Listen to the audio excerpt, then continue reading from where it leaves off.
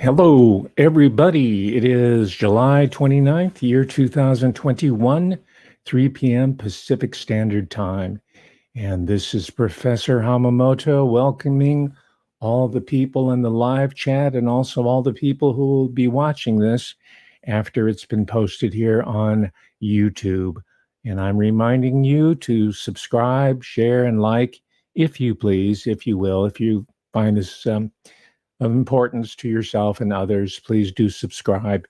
It's a very strong and motivating force for me to see those numbers climb and climb and climb, despite shadow banning and artificially keeping down the numbers. I know that tons of people are watching, which is what I want. I don't care who watches. If it's the NSA, wonderful.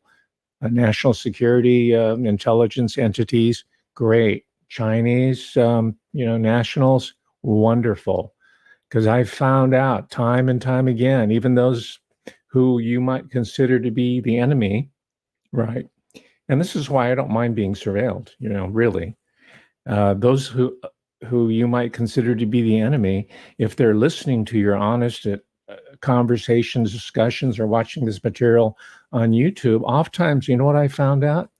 They become converted to your POV, your point of view, to your worldview. I found this out many. Of course, I'm very convincing, right? I'm charming, and I mean, I have all my information, so it makes it at minimum, it creates a mind storm. But in most cases, you bring them over to your side, right? I'm only half kidding about surveillance. I don't believe in it. Absolutely not. No information on anybody. Absolutely right. But what I'm saying is that it's not all bad. And I'm responding to people say, "Well, hey, I warned you. You got to be careful." Well, you're projecting your own fear and your own security outward. But I'll tell you, it doesn't work on me. It just has the opposite effect. And sometime, well, maybe I'll take a little couple minutes right now to give you a specific example of how putting out the truth and the information, backed up, of course, with solid reportage and research. Horsense 222, thank you for showing up. Glow a smile, thank you. That's a new name. Corky Goss is here, of course. Carol M, hey, how you doing? Great. And I think you're going to be really interested in what I have to say today if you hang on to the end, because we're going to go to Point Loma. Yes, we're going to go to San Diego. We're going to go to California and beyond. Glow a smile. Yes, shouts 2014. Thank you very much, Maureen S. Mom with Bulldogs. I see you here. Leather but Delight. I think if I'm reading correctly, I'm going to do this really quickly. Michael, Charlie, and ECAT. Hello.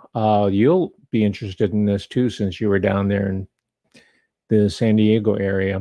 I promise you, you're going to get an original piece of information here that it's going to really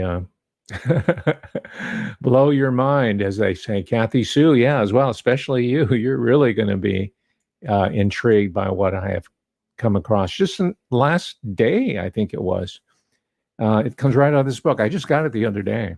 And anyway, I'm getting ahead of myself. Let me just give you a quick example of how the spies can, and in my case, have been converted. Well, there's a lot of, let's say, disruption and disruptive types of activity that was taking place when I first came on board at the University of California, Davis. And I didn't waste any time. I felt that this was an opportunity to get really my work out there, and I didn't know how long I'd have. That is, I didn't know how long I'd had before they found out that I wasn't just a clown, that I was for real, and that I had some deep knowledge that they couldn't even imagine what I had. So I put it all out there. And so what happened is that they got rid of the management services officer. This is the chief spy. Every department has one in the university. Every department has a lady or a guy who's former Air Force. Typically, they put them to. They have a career in the Air Force, so they take their retirement. They get their retirement pay, and then they double dip by joining the University of California. They're probably recruited, and they're planted in there to spy on the faculty, to look at all the grants that are coming in, all the money, how they're dispersed. And sometimes they try to compromise the professors or the researchers or the assistants by screwing up the books or looking the other way when you're spending money that you're not supposed to. I never did it, by the way. I played clean, so they could not have anything on me. And that's one of the ways that these people trusted me. And when they heard me, they realized that I was coming from a moral position, from a very strong ethical, moral, and spiritual tradition. And they respect that. And it was very clear. And they've told me this themselves. I'm not guessing. They've told me this themselves. Anyway, this woman was brought in from JAG, right? The Judge Adjutant General from the USAF. She worked at that level. She was brought in as the management service officer. And because of my work, it was getting out there, and they realized, oh my gosh, this guy's really off the hook, man. I mean, I remember the first day I showed up, the orientation, all the administrators were there. It's kind of a meet and greet deal. Welcome to the University of California, Davis. And they're checking you out. You know, I've been out to all the different orientations. It's not really about imparting information. It's about to check people out and seeing where their head's at, seeing if they're a threat, if they're going to go along, right? It's an assessment. And by the time I got this job, I had been through the drill many, many times. Despite that, at the first orientation, because I was excited. And I had been in touch with the judge himself that presided over this trial. His name's Lance Ito. Does that ring a bell? Yes. This was the trial of O.J. Simpson, the criminal trial of O.J. Simpson. And I had written Judge Lance Ito for a ticket. I wanted to cover it. And he had one of his assistants kindly say, hey, listen, it's a packed courtroom. We appreciate your interest, but we really can't accommodate you. So I was excited about the trial. That's really the point here. And I blurted out at this orientation, and they were the jury was already, I think, in seclusion trying to decide the case. And I blurted out, OJ is going to walk. And if anybody knows back then, that just to even imagine that would have had people questioning your sanity. But I blurted it out anyway because I could read the tea leaves, so to speak. I understand. I call it cultural forensics. I can read situations very well. It's part intuitive, but it's also highly rational and if you will, scientific. So it started very early on. And so they put this woman in here who came from the Judge Adjutant General's office and from the Air Force to monitor my situation. And so she spied on me for my entire career. But during the course of that, she realized, what kind of person I was, and I won her over, and she suffered repercussions because of that. She was denied. For staff people, they get a raise every year almost automatically. For faculty, it's every few years you get a merit and promotion review. But if you do your job right, you get an almost an automatic raise. And so for the first time, she didn't get a raise. So that was the administration giving her the signal. You're not doing what we wanted you to do. We wanted you to go in on this guy Hamamoto because we see him as a threat. Anyway, one of my colleagues, she's quite funny, and she told me this not too long ago. She said, oh, yeah, because she saw what was going on. She's very perceptive. She says, oh, it's kind of like the spy who loved me. And I said, believe me, I did not sleep with this woman. I know she was spying on me, but it wasn't that way. So anyway, that's one example. I have many others that I can go through. So that's just a long way of saying, don't worry about me. Worry about the fate of the republic and concern yourself with what each of us can do to help bring truth to the matter, shed light on this situation that we're in. That's why I'm doing this talk today, not because I'm interested in Charles Ng and Leonard Lake and Calaveras County as such. It is interesting. But I'm not doing this for clickbait. I'm not a fame whore. I'm not a YouTuber. Okay, I'm on YouTube as a convenience to me and as a service and a convenience to you. Right? Who knows how long it'll last? I really don't care. I've done this where I've lectured on this many times at UC Davis. because it involved, strangely enough, a serial killer who was an Asian American. Go figure. There's not very many of us around that do this kind of activity. And I don't think it was an accident, which I'll explain to you. It's all these types of these criminals are typecast, as I mentioned in the last talk on Tuesday, according to gender, right? Male, female. It's mostly male, but according to race, ethnicity, age, region, and all that. All these they call them super soldiers now, but all these people who have gone through the program, and let's just call it MK Ultra for just generically. It probably doesn't have anything to do with MK Ultra, but that's how most people understand it now. And everything's MK Ultra. That's part of the problem with this type of work. Everything gets lumped into the same bin. But this was a precursor to the super soldiers that Max speared, people like that are going around now. So we're leaving the age of the serial killer and the mass, not mass murder, the serial killer, because it's been pretty much exposed as part of a program, Chaos, Operation Chaos, as we talked about last Tuesday. There was a book written on it, Chaos. It took the guy like 20 years to write it, but he finally did it. But before that, there were all kinds of journalists, writers, very few academic types who were, except for me, who are writing on this area. So they're going to a new model, which is really what I'm interested in, right? And that's one of the dangers, by the way, I want to warn you about in just dwelling on whether it's Son of Sam or Sirhan or Rodney James Alcala or Chucky, as we spoke of him last Tuesday, or Richard Ramirez or all these other people, right? Interesting, fascinating, wonderful. Not only have I been there and done that, but I'm really worried that we're being distracted by an event that took place 20, 30 years ago and letting our guard down for the current attack that's going on that I contend is going on at a molecular and genetic and neurological level. Because as I've told you before, the game has already been exposed. Right, Chuck Barris, the dating game, right? I mean, what was he doing? He's a CIA assassin, according to his own account. Chuck Barris, right, the executive producer, the supposed creator of the dating game and the Gong Show and all those asinine shows that were on during that time.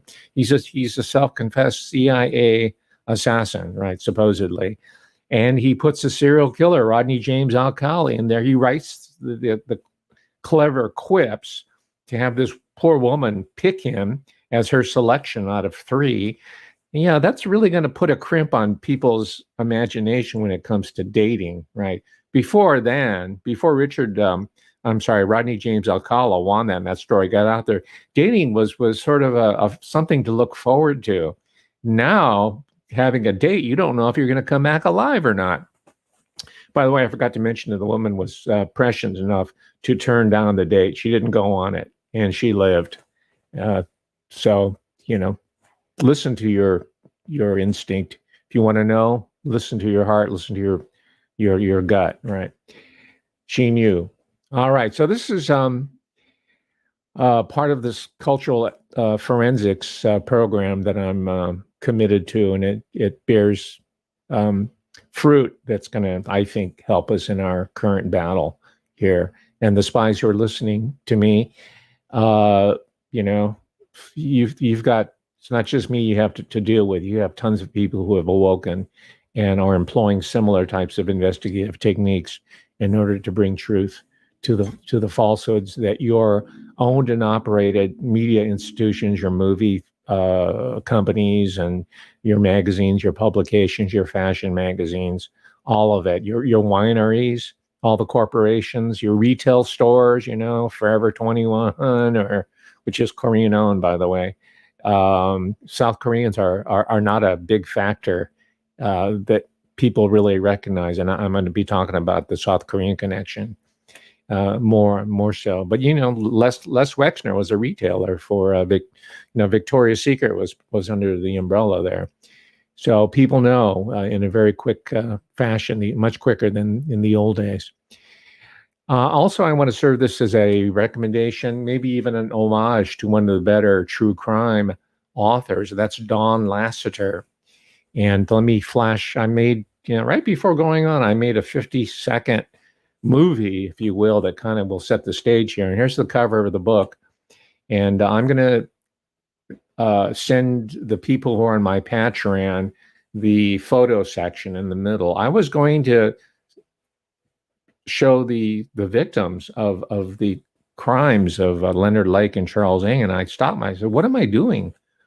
That's really not honoring and respecting the victims of this crime, and that's not what I'm intending to do here." You watch the other YouTube stuff, like Dr. Todd Grande, and who has tons of pumped up views, and it's total gore and exploitation and pseudo psychobabble as entertainment. That's not what I do, right? I'm just people who are in the chat room know that, but there are newbies here who want to lump me in with him or with Professor Dad or some other ass clown that YouTube has brought up to drain the energy out of my channel and what I do. It's not going to happen, by the way.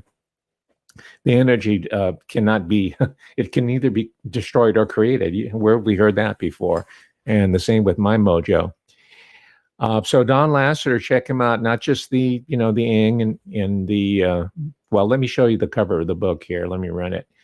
Hang on, it's going to be less than a minute. And I'm also going to, as you're watching this, I'm running some artwork that I pulled out from a museum of the dead, translated. It's in Mexico, and when Mexico is going to enter this picture towards the end of Spain, España, and Portugal, right? This is all part of a larger colonial process that culminated at this torture house in Wilseyville, California. So let me show you the cover art for Don Lasseter's work, and then you'll see all the death symbology. And this preceded, everybody said, well, especially your critical race theorists, so-called, right, which is a complete distortion of race theory, right? It's a political strategy to undermine the American Republic and the education system. That's another talk altogether. But as much abuse that the American settlement of the what is now the United States of America, America was preceded by the native people who were not the gentle, peaceable, ecologically sound, gentle, native, Rousseauian type of people that they're often portrayed. I think people are smarter than that now. In addition to that, there have been other civilizations or empires that have tried to colonize what's now the United States of America and California more specifically. That's what we're talking about. Some of you might not know that Russia claimed California at one point. That's why the state flag of California has a bear on it.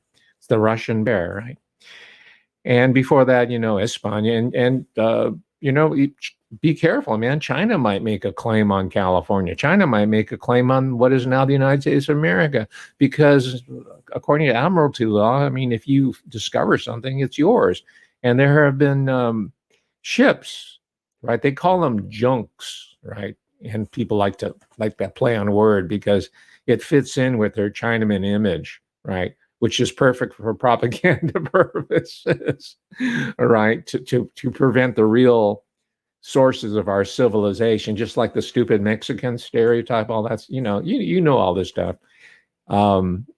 These are all done as part of the psyops to lower the guard of the general people, so they'll be more susceptible to Chacam rhetoric or immigrant, anti-Mexican or whatever. I don't care what your politics, your views, your stand on immigration is. That's not really the issue here. But I'm saying all this storehouse of images are being mobilized right now. They don't really take us anywhere. They just kind of retard us. All this talk about the Chacoms prevented us from talking about, the laboratory origins in America and their allies, right? The Dutch, the British, the French, and the German, and on of what. So I'm trying to shed light here. I don't want to engage in putting more fog and smoke out there. So here's the clip here, and here's pre-Columbian, pre-contact native art, indigenous art that shows the death cult, the death trip they're in. And it might be that civilizations go through this cycle of birth and death, and the native tribes were on that death cycle by the time the European people started coming in, who were on the upswing. And now, of course, the European-derived civilizations, what we're hearing is on the downswing, right? We're being stigmatized as being pests, part of the pestilence that has to be eliminated. So now we're going through our Calaveras cycle. Calaveras means skull. Calavera is skull. Calaveras is skull in plural. So here's some calaveras, and here's um, some graphic art from here. I forgot my alejibras. You're going to see one of these fantastical creatures here in a moment. So let's go into it. Let me put it here. Here we go. I'll just narrate it. That's the cover art. This is a movie that was made from the Charles Ng Leonard Lake. Here's a recent. This is Catarina. That's the Alhambras of the death cult iconology, Pyramid of Skulls, right? We also saw that under the Pol Pot regime. And that's the Eiffel Tower with skulls, graphic art, Christian, pre-Christian, death symbology. That's the death mask of Benito Juarez, former president. I think he was native, by the way. The death dance, the fandango, dancing with the skull, dancing with death, skull iconology. There you go. This is pre-Columbian. That is before Columbus, before Europeans. They were, not all of them, but the major tribes, and including the Aztecs, the Mexica tribe that Hernan Cortez encountered. And we'll talk about that in a moment. And destroyed. They took them over, right? So that's a very quick survey there, just for your visual memory there. Now, let me in my homage. I'm trying to do multiple things here. In my homage to Don Lasseter, we can review very quickly, because you can find this on your own, the crimes of one Leonard Thomas Lake, and Charles Chi-Tat Ng, who was born in Hong Kong, by the way. He's Asian American. He's born in Hong Kong. And what happened is that Charles Ng and Leonard Lake hooked up together. Leonard Lake had a compound, a cabin, homemade house, I guess you can call it, a structure, homemade structure, out in the mountains there, which I happened to visit around between July 1. I didn't visit the house. I visited the area that they operated in July 1 and July 4th. Don't let me forget to tell you the story about it. I'm always part of the narrative here somehow. I've been around so long. This is not just an abstract exercise to me. Somehow my life intersects with it. Anyway, up in Wilseyville, which is in Calaveras County, California, Calaveras meaning skull, right? Had this torture house, and they committed these unspeakable crimes between the years 1983 and 85, probably before that, but they were caught by 1985. But 83 is being a little generous. They were probably doing it years before that. I don't know how many years. But that's, splitting hairs so far as that's concerned. But the people who went up there, the investigators, and my hat's off to the investigators, right? They're not complicit in this larger crime. The people who were way above them, were the handlers of Charles Ng and Leonard Lake. I don't think it was just these two people. I think they centered on these two individuals who participated in it, most likely. I don't think they were innocent. They weren't set up. They were involved. But it was a part of a larger operation. But like I say, at the highest level, the criminal justice department, the court system, is not so much about exposing truth and bringing justice as to contain truth and to contain justice on the part of larger forces that run the Freemasonic system that we know as the court system, right? That's pretty much wrapped up in a fraternity, right? It's not even a secret society. It's anybody can join. You just have to swear allegiance to the bar. And I have filled out many cards, but as a former professor of people who've gone on to law school, they use me as a recommendation, and the California State Bar sends me the postcard and say, "Do you swear that so and so is of good moral character and sound?" They want me to test. I say, "Yes, of course." Boom. And, you know, I guess it's part of the ritual. I'm not really sure. I haven't really thought about it until just right now what was going on there. Maybe it's just to cover themselves. I don't know. But anyway, they are characterized, Leonard Lake and Charles Ng are typically characterized as just a couple maniacs, psychopaths. That's probably what this movie's about. The House on the Hill, 2012. It's an American movie. I haven't been able to find it on Netflix. I might have to pay to rent it, which I don't like to do, but I think I'll have to watch it because this is part of the research effort here. That's a wrong interpretation to just kind of write them off as psychopaths. That's what most of these movies do. You watch It the Clown and We Saw What You Did and The House at the End of the, on and on and on. It's always about some psychopath, right? But what they're really telling us is how this larger system of terror really works.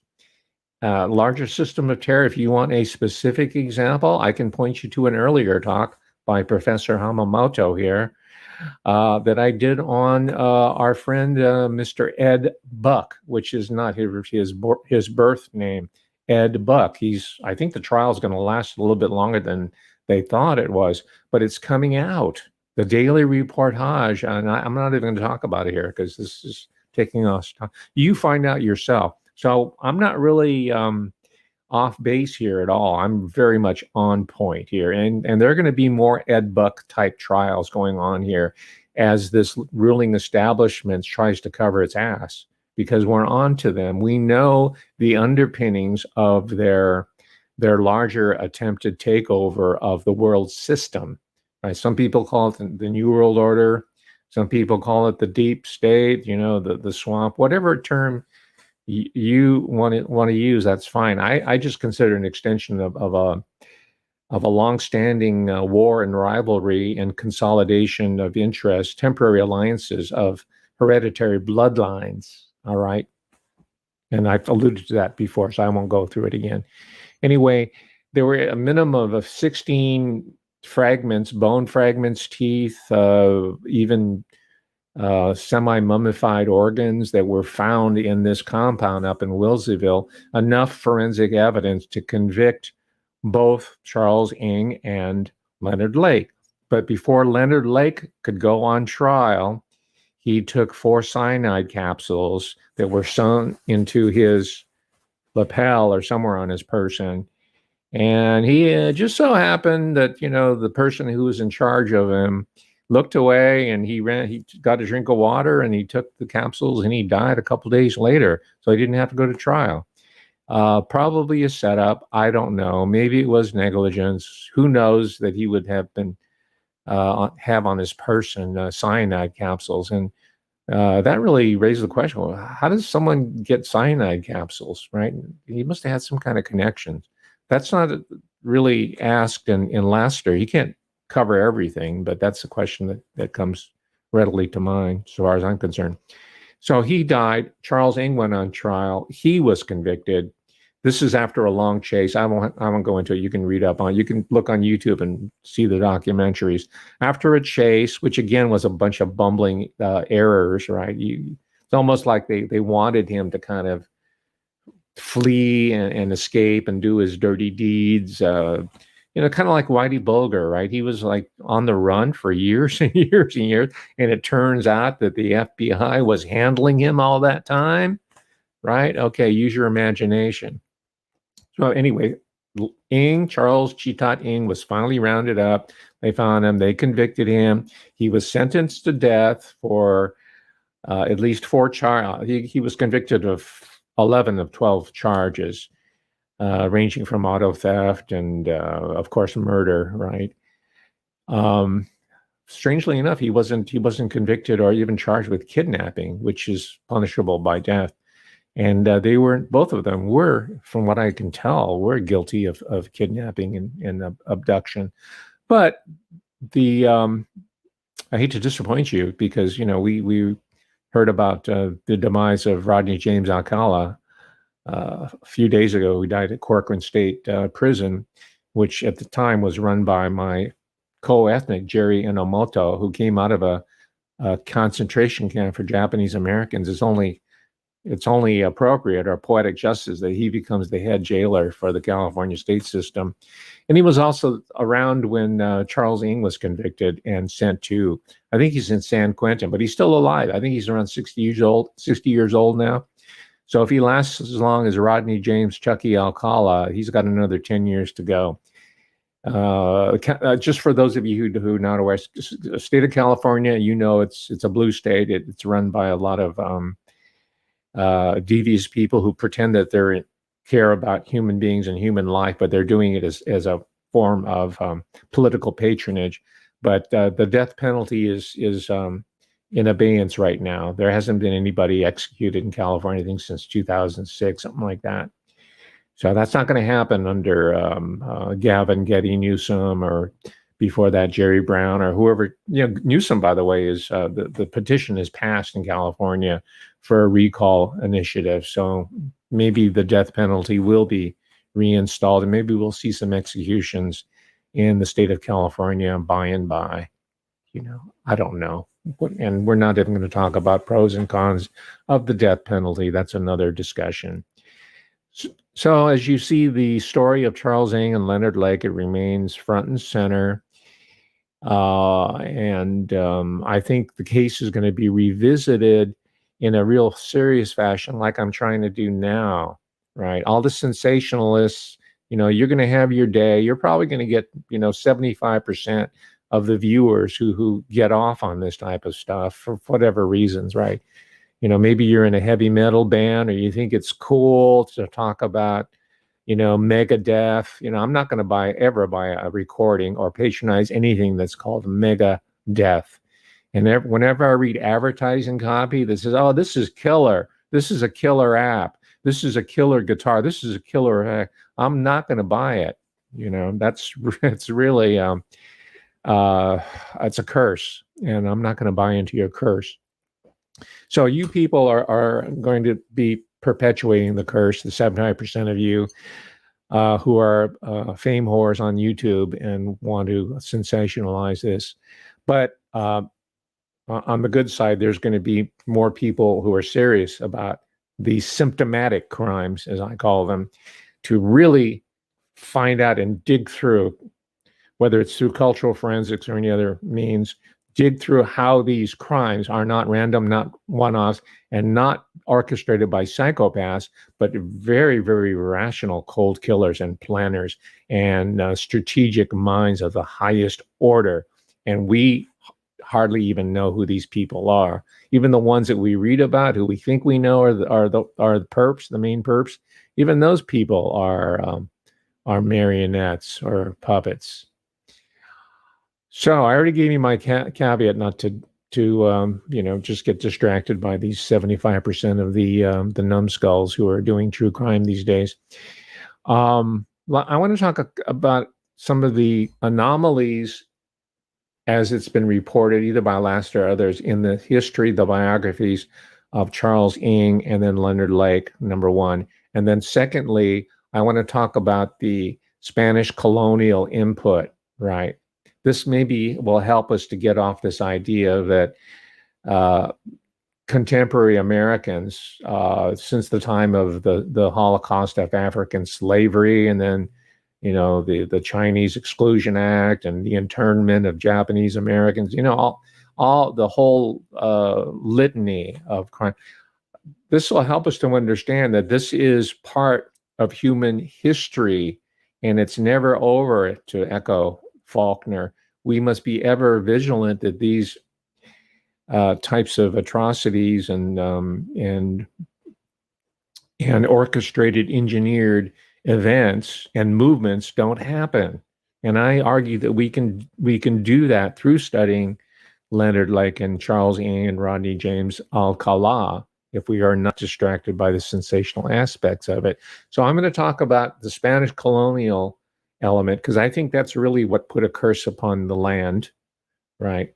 This land, California, Southwest America, up in the Northeast, of the United States of America, and through the South, you've got Templar influences there, but most of those people are French colonial, right? Through New Orleans, which is still the state of the state of Louisiana, named after King Louis, right? The state which is still under Code Napoleon, not English common law, right? Florida, Spanish, yeah, definitely. That's the exception to the southwestern focus here. And then you've got the English, right? And to a certain extent, German, but a group that I've been going in on, not because I hate Dutch people or anti-Holland or I'm anti-cigar, you know. I mean, I don't like cigars. I hate the smell. But if you like the Dutch masters, the cigar and the ruling, one of the hidden hands that are really in play in 2021, be my guest. But we're talking about the Southwest, which is more Ibero, that is Spanish, to a certain degree, Portuguese when you're talking about the southern part of the Americas, and Asian, right? Ibero-Asian, right? And this is part of the historiographic revolution. I'm getting ahead of myself, but ladies and gentlemen, the good part, let me put the good part up front. The good part of this research is that you and me together, we are participating right now, right here and now, in a historiographic reinvention, right? A historiographic revolution. We're not making it anything up, but there's a revolution against the propaganda history, the American Historical Association, all the social sciences, and that it's really, they're just sort of the after effects or the echoes of our eugenics social science that you all know about, right?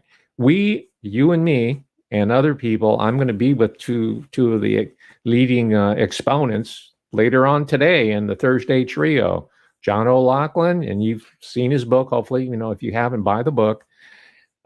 It's about his father, but it's also about the American Republic. It's about the New World Order. I mean, so that's historiographic revolution, tying in all the different multiple layers.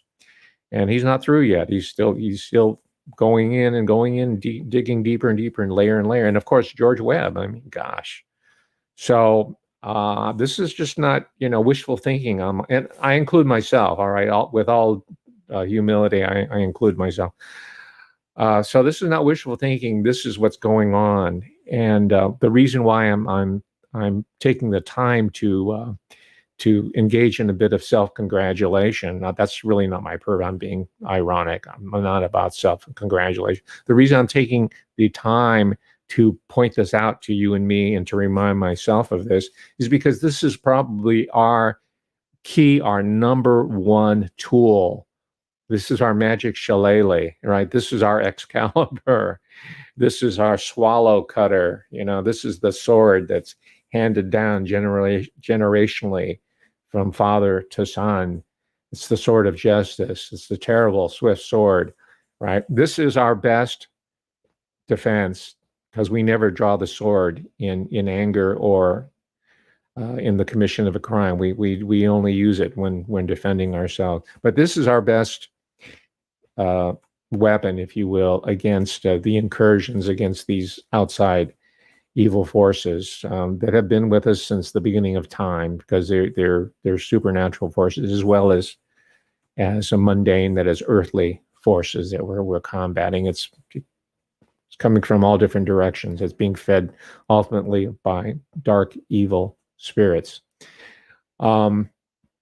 So this is going on here. A couple of anomalies, which I'm going to go through quickly because I'm behind time yet. How is it that Charles Ng has succeeded in sparing his life, even to the time where the death penalty was put in suspension, time and time again? I mean, he went through 10 or 11 different lawyers until winding up defending himself. I mean, he went through so many lawyers. Some of them did the whole circuit, and they represented him a second time.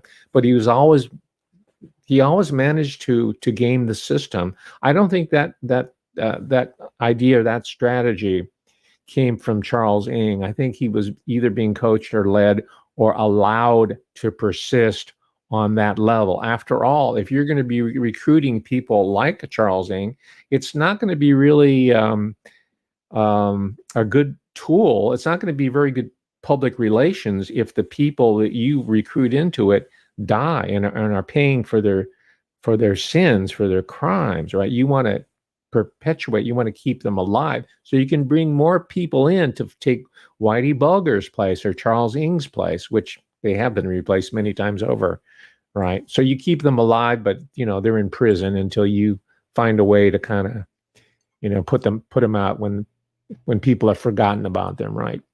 Which is getting more difficult because we have more people who are researching. They're focused on this.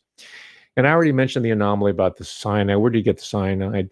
I'm just cutting to the chase here. I'm thinking that Leonard Lake and Charles Ng were very much like Charles Manson, Rodney James Alcala, Richard Ramirez, on and blah, blah, blah. Many were part of a Operation Chaos type program of these assassins, right? And if you want to dig a little bit further into the family background of the victims, there are 16 of them. And for those of you who really need to know, okay, I will post that excerpt, the middle section of the photos in my Patreon, and you can take a look at it. That way I'm not going to subject anybody here who just kind of accidentally finds it on YouTube. If you look at that section, it'll be on you if you want to watch it or not, because it's not very pleasant. I'm not going to go into the lives of either Leonard Lake or Charles Ng due to the lack of time. I want to go to the Spanish colonial period. I definitely want to hit the whole San Diego Point Loma connection before we leave here and take a 1-hour break and join the rest of the other two members of the Thursday trio, which I look forward to every week. That's the highlight of my professional week. Spanish colonial period, the Rio de Calaveras, that's the River of Skulls. This is what the explorer, Spanish, by the way, okay, Gabriel Moraga, in 1806, he came up to where I visited not too long ago, July 1st through 4th, up, and he saw all these skulls, and he identified them. I don't know how, but he assumed that they were native skulls, so we don't know, but there's a good likelihood that they were skulls of the local Miwok tribe, as they're called. And it's assumed, even by Moraga at that time, that they were killed by settlers, European. But I would also assume that the Miwok were, or other tribal members, because remember, these tribes are fighting each other too. They're not just fighting the European people or the Chinese that they were coming in, because there were Chinese settlers too that's not in the history, right? And they were killing people, not on a large scale as let's say the Spanish or the Portuguese or other European groups. So this is a historiographic intervention on my part, and it remains to be tested. It's not definitive, but I'm looking to understand American civilizational history not through the lens of critical race theory, which talks about white genocide of all the people of color, because the people of color have often participated in the genocide of other people of color. You've heard of the Buffalo Soldiers, and during the Indian Wars, so-called, these were African Americans who were troops who were used to kill red people, right? And African Americans are overrepresented in the U.S. military. They were overseas oppressing, Asians, right? So it's really, this whole critical race theory stuff is very simplistic. So I call it tribal warfare, the intertribal warfare. You got your Scots tribes, Highlanders, you got your Irish tribes fighting the Miwok tribes, and they were fairly evenly matched for the longest time. It's intertribal warfare. And then, of course, there are other native groups fighting each other who didn't even understand each other's language groups. They couldn't even communicate with each other. Supposedly they're the same, racial group. Maybe they are genetically, but culturally they had, diverged, right? So why am I talking about tribal warfare? Well, one of the reasons that one anthropologist came up with that tribal warfare will always be with us is that human beings require resources, energy and food, right? And other human beings, reproductive resources, those are the big three.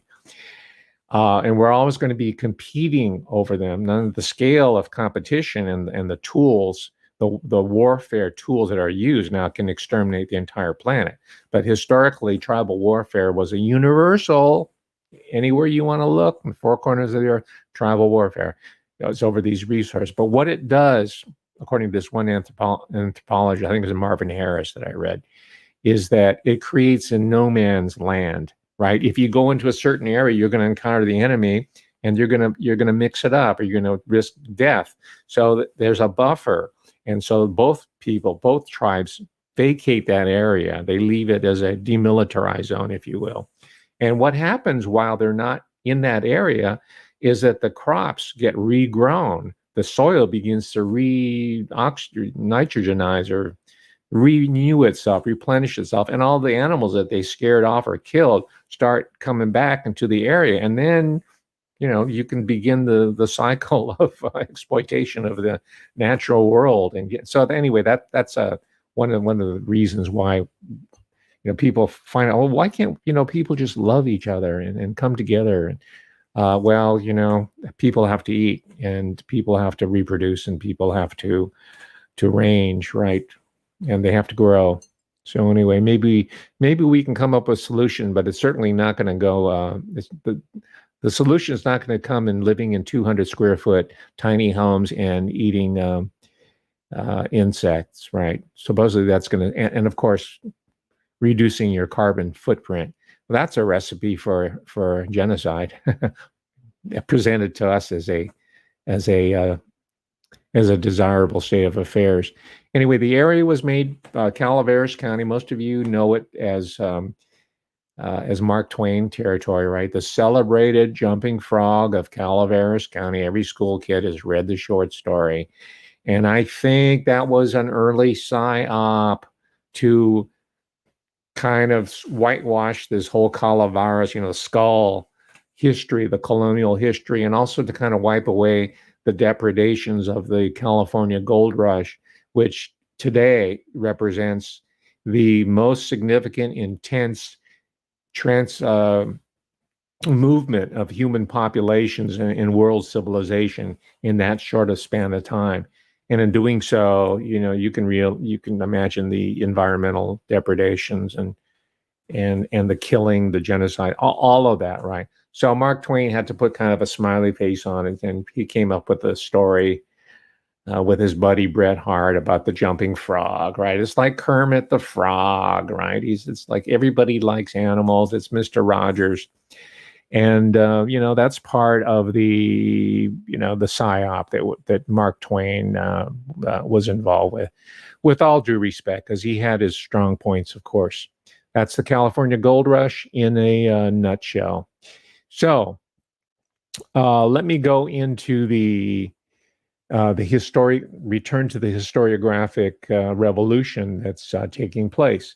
And early on, I talked about this particular book, Secret Missions, right? The Hidden Legacy of Old California. It's written by the author Walter Bosley. Now, he does like to visit sites, and he does some original research, but most of this is derivative. And if you don't mind that, I'll recommend to you some other more original books before we leave today. If you don't mind that, this book is an excellent compendium of aspects of California history that I only alluded to in the introduction here. Let me get right into the charrette land, right? San Diego, because I don't want to miss this, and Point Loma in specific. This was the George Webb Research Group, charrette group, most recent, well, not the most one, but it was, a couple months ago or so.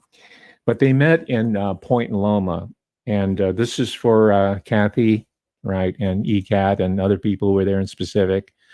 Let's see if you're in the room here. Even if you weren't there, right, you saw the tapes in the header for the show, right, the news group. They're in the van, they're getting off there. That's the San Diego Point Loma area that we're talking about here. But you might be interested to know that the same people who were up in Calaveras County, right, the same group of quote unquote explorers as we were taught they were to be known as, were down in Point Loma, right? This is where a guy named Juan Rodriguez later on became Juan Rodriguez Cabrillo, the great explorer Cabrillo, and he was a henchman, by the way, of Hernan Cortes, the conqueror of the Aztecs, the Mexica tribesmen. He's the one that conquered contemporary Mexico City. Back then, the Aztecs called it Tenochtitlan, right? And they're still digging it up, by the way. I've been to Mexico City many. I love it down there. And I've been to the outward borough, southern of Mexico City, where Hernan Cortes set up his mistress. Her name is Malinche, right? And she was a native woman who he married, and she kind of turned against her own tribe and gave Hernan Cortes her loyalty, and her name goes down in infamy amongst native people as well as Mexican people. But there is a Casa de Malinche in Coyoacan, down south of Mexico City, which I visited many times, because it was also the place of Casa de Trotsky. Leon Trotsky was there. That's where he was when he got the ice pick driven through his brain. He was in Coyoacan, outside of Mexico City. And it's also the site of a Casa de Kahlo, as in Frida Kahlo. Remember Frida Kahlo? Right, there was a Frida craze a few years ago, thanks to Salma Hayek, who did the movie, and her husband, Diego Rivera. Incredible, both of them incredible. And they had a house there, and you can visit there as a tourist, Casa de Kahlo. That's Coyoacan. And anyway, that was Hernan Cortes, but his henchman is Cabrillo, and he's the one that was sent out to from Mexico northward to Alta, Upper California, where I am, right? Northern California, starting from the south. I'm talking about in contemporary terms. It wasn't called California then. It just was part of New Spain, right?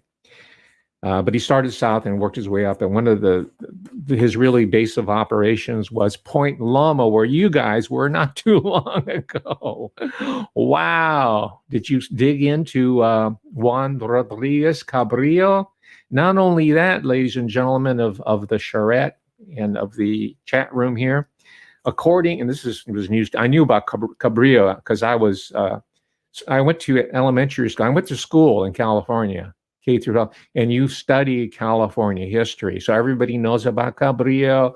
We worship the Spanish colonial period. We studied the California missions. We worship the Mexican colonial period. We saw this as part of our heritage. There was not white supremacy that was being promoted, and there was not a lot.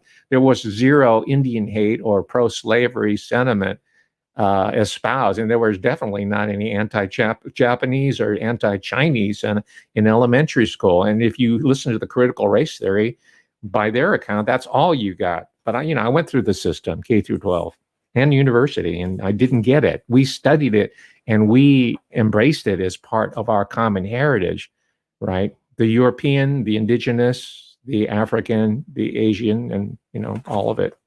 By the way, if you go to Mexico, they are very proud of their multiculturalism. They call it, tres culturas, which is the native, the mestizo, and the European. That's the three cultures. But they don't have the asiáticos, because there are Asian influences in Mexico, which they don't. The Mexican people, the state does not even recognize. Anyway, it just doesn't. I don't have a dog in that fight. I'm just pointing it out. But here's what's interesting to me for our specific purposes. Point Loma not only has that Cabrillo, he planted his stake right there, right in Point Loma. But according to Walter Bosley, that is also the site of one of the major, what he calls world grid energy spirals. He says, I'm reading here, if I understand him correctly, that is the aforementioned, there's a statue there. That is the aforementioned statue of Cabrillo stands right where this spiral of world energy starts, and it cannot be an accident. And I agree with him there. I don't know about I'd have to find that out, but I do know about ley lines. I think that's what he's talking about. He calls it telluric, what's his term? He calls it telluric currents, right? And we know if you want to know better for my money about ley lines from east coast of what's now the United States all the way to the west coast, including near my area, Southern California, what's now Oregon, the northwest. Go to Bradbury Court, Lindahl. This is called The Sacred Towers of the Axis Mundi. Right, look at that. Incredible piece of scholarship, whereas Bosley's highly derivative. Or this one, The Geographic Mystery, is Sir Francis Bacon, Bradbury Court, Lindahl. Get these books. Put them in your library. It's excellent stuff. It'll be a reference. And another book that I could recommend without reservation, and he comes from academia. I don't know how he survived. He got a PhD at Yale University in geology and geophysics. So it's right in his area. This is not a hobby for him. This is his field. And he's was in the College of General Studies at Boston University since 1984. He might be retired now. And I've talked about him before. This is called The Voyages of the Pyramid Builders, The True Origins of the Pyramids from Lost Egypt to Ancient America. Robert M. Schock, right? PhD professor. Right. He's one of the few exceptions of in academia where, of course, he's not accepted within orthodox academia, but he's one of the few people in academia who would have dared even gone there. My prediction is that more people are going to go into it because they have grown up now for the past 20 years, 30 years, where all these signs and wonders have been published through this revolution by mostly independent scholars like Court Lindahl. So it's going to be less of a threat to the establishment when this historiographic revolution comes up, because the old guard is going to age out, right? Just like the Marxists and the communists, the critical theorists and the critical race theorists took over academia because the old guard aged out and all the leftists came in. Those guys are on their last legs. They're like a Bill Ayers, eh? They're like, well, they're even older than me. So they're going to be gone. And you know who's going to fill the vacuum of the people who are now, this is the last gasp of critical race theory. You know who's going to take their shoes once that generation is aged out? It's going to be the scholars who were reading this material. It's going to be those guys who are playing the video games or watching all of these incredible movies of sword and sorcery and wonder, and they're going to figure out at a certain point, wow, all those writers who were doing these video games and creating all these incredible movies were digging through original sources, and they're making entertainment out of real, actual existent civilizational history. And they're going to further consolidate this incredible, what I would call it, nothing less than a renaissance in knowledge and information that is taking place right here and now. That's very exciting, because most people think, oh, the revolution had to do with the internet and the iPhones and so-called new media. Well, yeah, that was the tool, right? That was the tool. That was the machine. I'm talking about the revolution of content, right? Of matter, of what fills those channels of technology. And yeah, you've got your pseudo visionaries like the guy that did the Whole Earth catalog, and you've got your, Mr. Singularity, and you've got your Nick Bostrom over at the University of Oxford, the futurologists, right, who present this particular fake vision of what the new technology and then the new age and the Great Reset is going to bring for us, right? You got those people, and they're holding front and center stage because they own the stage. But that doesn't mean that there's not people out there like that, like you and me, who are in the vast majority and growing even larger. And our vision, our worldview, our understanding of humanity and civilizational history is moving into the institutions as I speak right now. And it's going to create a new level of knowledge, of historical understanding based upon once forbidden or at least marginalized information. So it's very exciting. We're going to learn about ley lines. K through 12 children are going to learn about it, right? Especially if I become Secretary of Education. We're going to push back the timeline of studying American history before the colonial time. We're going to take it back 10,000 years. We're going to get into archaeological time. And then we're going to see our true heritage is being linked together in a republic of truth, honesty, and health. And that's how we're going to win, ladies and gentlemen. I give away the battle plan. Well, it's not the battle plan. That's the vision. The battle plan is being worked out as we speak. So there you go. That's the follow up from your visit down to the charrette. And it's not just, here's the good part. This gets even better. It's not just San Diego. Everywhere the charrettes are going to show up, it's going to be the local history that's going to yield all kinds of new information and insights, whether it's in the middle west of America, right? Chicago, Ohio, Michigan, or whether it's in the Finger Lakes, upstate New York. All those regions have a distinct but similar civilizational history that is yet to be fully unpacked and understood. And it's only going to be fully understood if you have the correct model, if you're asking the right questions, if you conceive of history in the most complete manner possible. And for the sake of convenience, that's what I've been calling cultural forensics. So with that, yes, Thermopster, we're gaining ground. Yeah, absolutely. Nebraska, right. Man, yeah, it's an important power spot, Nebraska. Yeah. Strategic Air Command, is it? Yeah. DC laid out, and yeah, okay, all right. This is not new information, but it's going to it's going to become orthodoxy. It's going to be understood. It's going to be accepted as banal, right? To pronounce the word correctly, according to one of the nitpickers, it's going to be banal truth. It's going to be just everyday knowledge. Well, with that, ladies and gentlemen, I'll leave it at this high point, and I'll see you in an hour with the Thursday trio, and I'm going to run it by the great George Webb. Hey, George, did you get into Juan Rodriguez Cabrillo? And did you know that was a power site? Did you know that it's got the extra low frequencies based on the Schumann resonance of the Earth? Right? Well, we'll broach that. Okay. Thank you, ladies and gentlemen. Thank you for indulging me. Bye. We'll see you soon. Take care.